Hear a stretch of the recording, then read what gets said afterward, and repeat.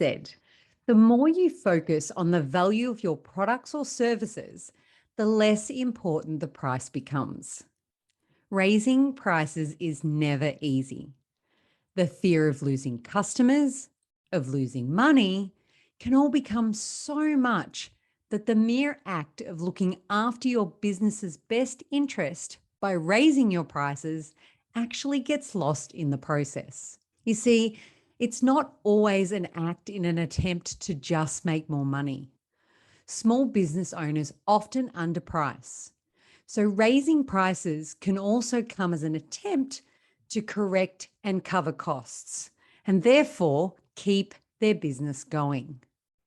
So how do we recognize when we should, and how do we do so effectively and confidently?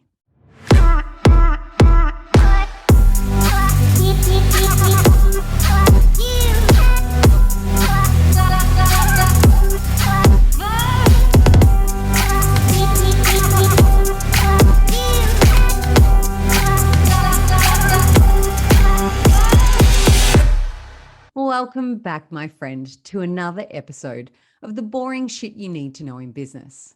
Today, we're talking about raising prices. It's a far cry from the boring shit we need to know in business, to say the least, but something we all will be doing at one stage or another. It's often driven by various different reasons for various different businesses. It could be a realignment to industry pricing and expectation. It could be driven by an adjustment that's needed to cover additional costs that may be government regulated and unavoidable. There's simply the realization that you've been undercharging, or that all your product or service inputs have also increased in price. So in order to stay profitable, you need to align your pricing to achieve the desired profitability outcome that you'd like to maintain in your business. Whatever the reason, it's never really a comfortable process or transition, no matter how you try to wrap it up in a bow. And that's in part based on fear of getting it wrong, and part based on how your consumers will react. All right. Perhaps more so in part of how your consumers will react than any internal stuff that you've got going on. But even before the uncomfortableness of it all, and long before we communicate any price change, it goes without saying that setting the prices in our business can make or break us. So getting it right first and foremost is paramount to any tough conversation we'll ever have to have about it. Let me back up for a moment. Your pricing is so important. It will determine how profitable your business is. It will determine your cash availability, how long you'll be in business, what other growth you can have, and it sets the scene for your branding. It's a key area that, in my opinion, not enough business owners take care when getting it right. If you've ever found yourself continually dipping into your personal bank account to fund anything for your business, I can bet that it's because you haven't got your pricing right. If you are constantly delaying creditor payments, or the dread of the money shuffle, as I call it, you know the process I'm talking about, where we move money around so much trying to juggle due dates that you make your own head spin. Again, I hate to tell you, my friend, but your pricing is off. It has to be. And here's why. When you're considering your pricing strategy, you need to consider the following components. You need to consider what the product or service at its core costs you to deliver to its final state.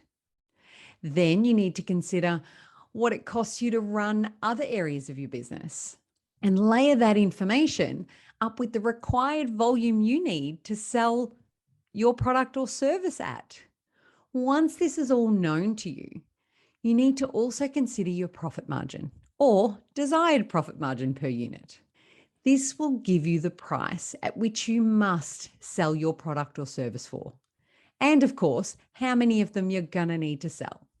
And those decisions, my friend, need to be realistic to the market, to the product, to your brand, and to the current consumer trends or market. Easy, right? If any of those factors aren't met or at the very least considered, you will struggle to be a self-sustaining business based on pricing alone. So you need to put in the work first. Do your research, know enough about the real stuff in your business, like your numbers and all the consumer habits, and get it right before you announce it to the world. This will make the transition a confident one and a more successful one all round. Not only will you be equipped with a solid financial strategy that will ensure you continue to do what you love and stay in business, but one that will confidently have you addressing the market with your pricing of your products or services confidently. And that, my friend, is when you are ready to reprice. So, what are some of the best ways to then communicate this to your current customers or even those to come? Start by initiating the conversation with your current clients or customers first. They're already a fan of what you have to offer. They know the quality, the features, and the value. They are loyal to you. It's going to be extremely important that you communicate this here first. I know I'd be pretty pissed if I wasn't told of an increase from someone I was purchasing from all the time. It won't bode well for your reputation either. It's right up there with how pissed off I get when a bank offers new customers all these shiny new things to join them. And I'm over here going, hey, I've been a loyal customer for 21 years now. Don't forget about me. It goes without saying that without a doubt, not only for your existing customers, but any customers for that fact, that you need to be able to be as transparent and upfront about the change as possible. And as soon as possible. I'd even go so far as to provide a notice period prior to making the increase so that they know exactly what to expect and when. You will get a better response when you respect their right to this information in a timely manner. And when communicating the increase, be sure to continue to demonstrate the value in what you have on offer. Ensure that your marketing strategy and your communication in general reiterates that in order to continue to maintain the same or better quality and or efficiency, pricing needs to reflect the outside influences that continues to contribute to you being able to provide them with this same value and service. Oh, and of course, do it with confidence. Keep in mind that the rate change is for the greater good for you and your business long term, regardless of whatever the original motivating factor was. And if you've done your due diligence and understood your strategy and its components, along with standing firm on the value in your products or services, there is no reason why you should be afraid to move forward and let your customers know of any rate change. The actual announcement itself could be in the form of a simple email to those that have subscribed, outlining the change and the details around the change. You could even offer something like a discount on all their favorites before the price changes. You could add an announcement bar or a pop-up on your website with the same messaging so that you can capture those that haven't signed on to your email marketing also. Remember, having consistent messaging about the pricing change and the timing around the price change is important. You just never know who is looking on from different perspectives. And they might get pretty pissed if they see new customers being told one thing and old and loyal customers being told another. Now, I'm not referring to any offer that you attach to those that have been loyal, like the discount I mentioned earlier.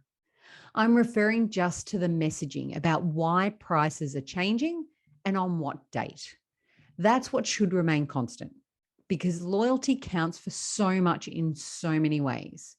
And when it comes to any price changes, especially when they increase, it's critical for the success of the change and transition that you look after those who have looked after and remained loyal to you.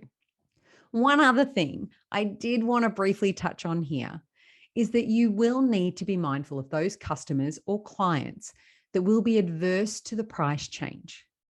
Some may simply not be able to continue to purchase because they can no longer afford to, or others may not be happy with the price change and will consider other brands or alternatives as an option. But fear not, my friend, in this instance. As I said earlier, in instances like this, more often than not, we're increasing our prices to deal with the increases we're facing on any inputs we require to deliver our products or services. Therefore, it is critical that the change needs to occur, or you'll continually find yourself cash poor and struggling. So don't renege on your strategy. Instead, perhaps you may be able to steer them towards alternatives that you have on offer, especially if your product or service offering extends beyond one product or service. You are undertaking this process for the well-being of your business. And therefore, the upside of doing so is that you get to continue to do what you love. And who knows, you may even open your brand up to an additional customer base who may have originally thought your brand was too cheap. Being in business isn't personal. It's just business.